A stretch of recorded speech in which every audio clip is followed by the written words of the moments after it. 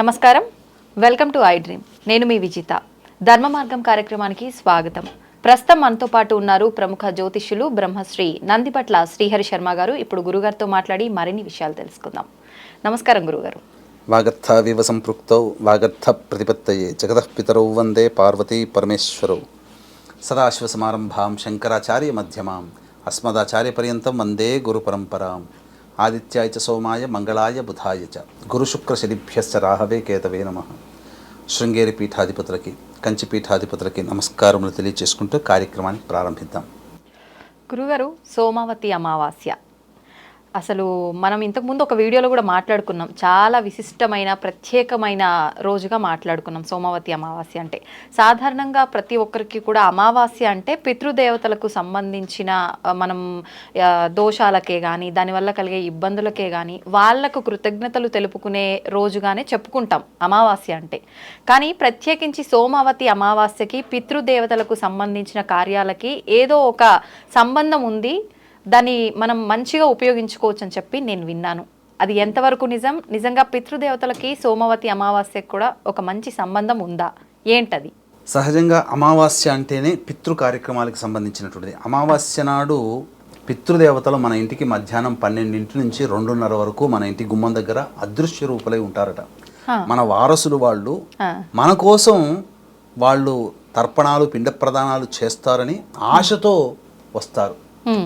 కానీ మనం ఏం చేస్తున్నాం? భోగలాలసులమై కనిపించినటువంటి తల్లిదండ్రులు ఇచ్చినటువంటి శరీరము ఆ పెట్టిన పేరుతోనే మనం పిలుస్తున్నాం. తల్లిదండ్రులు కష్టపడి రెక్కకు మొక్కకు కష్టపడి స్వేదాలు చిందించి మనల్ని పెంచారు. ఆ పెంపకంలో ఆ ప్రేమని మర్చిపోయాం, చాలా మటుకు మర్చిపోయాం. ఇప్పుడు పిండ ప్రదానాలు తర్పణాలు చేయట్లేం. అందుకే ఎన్ని కోట్లు సంపాదిస్తున్నా, లక్షలు సంపాదిస్తున్నా, గొప్ప గొప్ప బిల్డింగుల్లో ఉన్న ప్రశాంతత లేదు. మనిషికి ప్రశాంతత ఎప్పుడు వస్తుందనంటే ఆ ప్రకృతే ప్రసాదిస్తుంది ప్రశాంతత. ఆ ఉన్నటువంటి ఏ వ్యక్తి ఎక్కడ ఉంటాడో అక్కడ పాజిటివ్ వైబ్రేషన్ ఉంటుంది. పితృదేవతానుగ్రహం ఉన్నటువంటి ప్రతి గ్రామము కానీ ప్రతి ఇల్లు కానీ పాజిటివ్ వైబ్రేషన్లో ఉంటుంది. దేవతల్ని మనం మన స్వార్థం కోసం పూజలు చేస్తున్నాం, వాళ్ళకి శక్తిని ప్రసాదించి ఆ శక్తిలో మనం కొంత భాగం తీసుకుంటున్నాం. కానీ అడగకుండానే మనకన్నీ చేసి పెట్టేవాళ్ళు పితృదేవతలు. కాబట్టి మీరు అన్నట్టుగా ఈ అమావాస్య తిథి అనేటువంటిది పితృదేవతలకు సంబంధించినటువంటి తిథి. అందున సోమవతి అమావాస్య, ఆదివారం అమావాస్య, భౌమావాస్య ఇవన్నీ కూడా చాలా విశేషమైనటువంటివి. ఈ అమావాస్యలు ఒక్కొక్క నక్షత్రంలో వస్తూ ఉంటుంటాయి. అయితే ఈసారి సెప్టెంబర్ 2వ తారీఖు రోజున సోమవతి అమావాస్య ఈ యొక్క మఖా నక్షత్రంతో కూడుకొని వచ్చింది. అంటే నవగ్రహాలలో పితృకారకుడు ఎవరు? సూర్య భగవానుడు. సూర్యుడు ఒక్కడే ఉండేటువంటి తిథి ఏదయ్యానంటే అమావాస్య. అటువంటి అమావాస్యని పితృతిథిగా చెప్పబడి ఉంది. కానీ ఈ పితృతిథిగా ఉన్నటువంటి అమావాస్య ప్లస్ మఖా నక్షత్రంతో రావడం అనేటువంటి, ఎందుకనంటే ఒక్కొక్క నక్షత్రానికి ఒక్కొక్క దేవతలు అధిపతిగా ఉంటారు. ఇప్పుడు పునరోసు నక్షత్రానికి అధిపతి అదితిదేవి, పుష్యమి నక్షత్రానికి అధిపతి గురువు బృహస్పతి, అలాగే ఆశ్లేష నక్షత్రానికి అధిపతి సర్పము, మఖా నక్షత్రానికి అధిపతి ఈ యొక్క పితృదేవతలు. పితృదేవతల తిథి ఆది అమావాస్య, పితృదేవతల నక్షత్రము మఖా నక్షత్రం రెండూ కలిసి వచ్చాయి. కాబట్టి ఇది అత్యంత పుణ్యకాలము పితృదేవతలకి.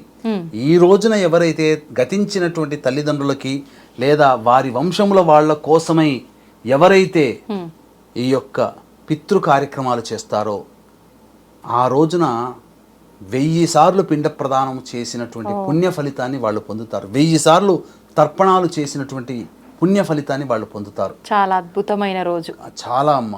కాబట్టి అటువంటి పుణ్య సమయము మళ్ళీ మళ్ళీ రాదు. ఈ సంవత్సరంలో అటువంటి సోమవతి అమావాస్య మఖా నక్షత్రంతో కూడుకున్నటువంటి అమావాస్యగా లేదు ఈ 2024లో ఖచ్చితంగా చెప్పవచ్చు. కాబట్టి వీక్షించేటువంటి ఐ డ్రీమ్ ప్రేక్షకులందరూ కూడా ఈ సోమవతి అమావాస్య మఖా నక్షత్రంతో వచ్చింది. ఆ రోజున మీరు కోటి పనులు ఉన్న మీ యొక్క పితృదేవతలు గతించిన వాళ్ళ తల్లిదండ్రుల యొక్క ఆత్మతృప్తి కోసం ఇప్పుడు చెప్పబోయేటువంటి రెమెడీని మీరు పాటించండి. పితృదేవత అనుగ్రహం కలిగితే మీ పనులు, మీ ప్రయత్నం కొద్ది స్వల్ప ప్రయత్నం మీది, అదృష్టంతో పూర్తి ప్రయత్నం వాళ్ళు పూర్తి చేస్తారు అని చెప్పడంలో ఏమాత్రం సందేహం లేదు. ఇక ఏంటా చేసుకోవాల్సినటువంటిది, మధ్యాహ్నం 12 గంటల నుంచి 2:30 గంటల వరకు ఉండేటువంటి కాలము పితృకాలము, అపరాహ్న కాలము అని అంటారు. కాబట్టి పొద్దున్నే లేచి ఆ రాత్రి అనగా సోమవతి అమావాస్య ముందు రోజు ఆదివారం రోజున రాత్రి రేపటి రోజుకి నేను నా యొక్క తల్లిదండ్రుల యొక్క గతించినటువంటి వారి యొక్క ఆత్మతృప్తి కోసం నేను కార్యక్రమం చేస్తున్నాను, నాకు శక్తిని మనస్సుని ప్రసాదించమని వేడుకుంటూ నిద్రపోవాలి. ఆ ఆదివారం రోజున భార్యతో మైథునము పనికిరాదు. ఇక తరువాత ఆ ఆదివారం రోజు రాత్రి టిఫిన్ చేయాలి, భోజనం చేయాలి, అల్పాహారం మాత్రమే చేయాలి. సోమవారం రోజున ఉదయాన్నే లేచి కాలకృత్యాదులు తీర్చుకొని ఇల్లంతా శుభ్రపరచుకొని పితృదేవతల యొక్క పటాలని దక్షిణం వైపు పెట్టాలి. ఆ పటాలు తూర్పు చూడాలి.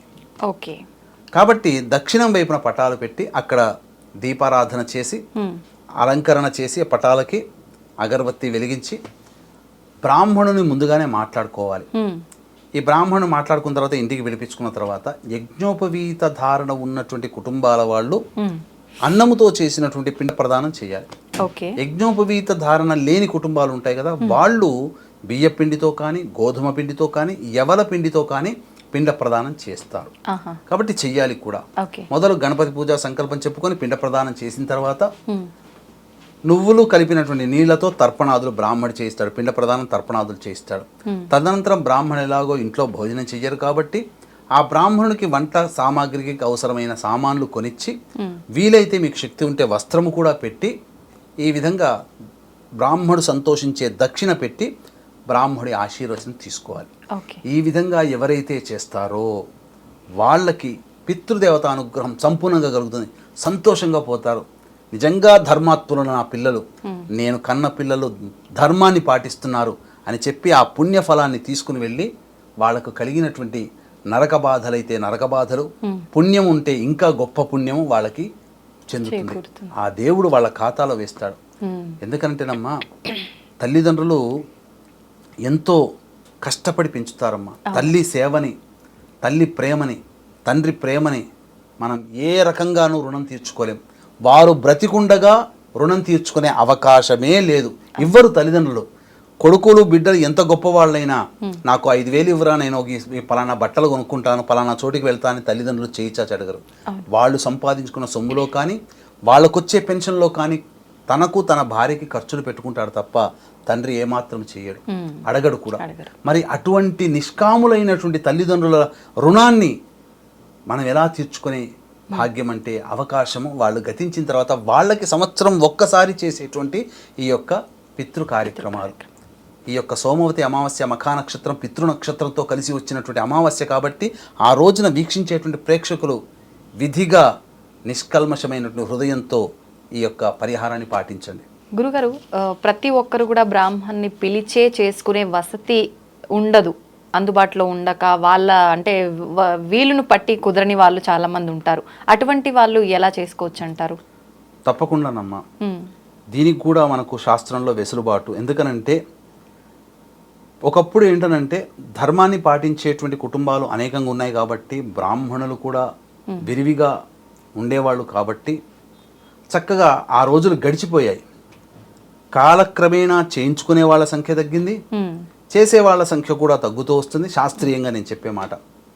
కాబట్టి బ్రాహ్మణుడు దొరకని పక్షంలో ఎటువంటి పరిహారాన్ని పాటించుకోవాలి అనేది కూడా, ఎందుకనంటే ఆచారాన్ని సాంప్రదాయాన్ని తూచా తప్పకుండా పాటించాలి, ధర్మాన్ని వదిలిపెట్టకూడదనేటువంటి యొక్క శంక మాత్రమే ఇందులో ఉంది. కాబట్టి ధర్మాన్ని తప్పకూడదు మానవుడు. కాబట్టి తనకు చేతనైనంతగా చేయొచ్చు, తనకు తానుగా కొన్ని చేసేటున్నాయి. కొంతమందికి ఏ శక్తి ఉండదు, కడు బీదరికంలో ఉంటారు. అటువంటి వాళ్ళు మధ్యాహ్నం 12 to 2 గంటల మధ్యలో ఇంటి నుంచి బయటికి వచ్చి దక్షిణం వైపున చూసి బాగా మనస్సు ద్రవిస్తూ ఏడుస్తూ, తండ్రి తల్లి నేను నీకు చేయలేకపోయినాను, నేను అశక్తునైపోయాను, నన్ను క్షమించు అని చెప్పి గుక్క పెట్టి ఏడవాలి. ఆ తల్లిదండ్రులు ఎందుకు అంటే ఏడవాలి అని అంటే అక్కడ నాటకీయమని కాదు, మీకోసం మీరు నన్ను కనిపించారు, ఇంత నేను చేయలేకపోయినా నేను తలుచుకుంటే ఆటోమేటిక్గా మనసున్న ప్రతి పిల్లవాడికి వచ్చేస్తుందమ్మా. అవును. ఆ తల్లిదండ్రులు చేసిన సేవని తలుచుకుంటే ఖచ్చితంగా ఏడుస్తాడు. అది చేసినా చాలు.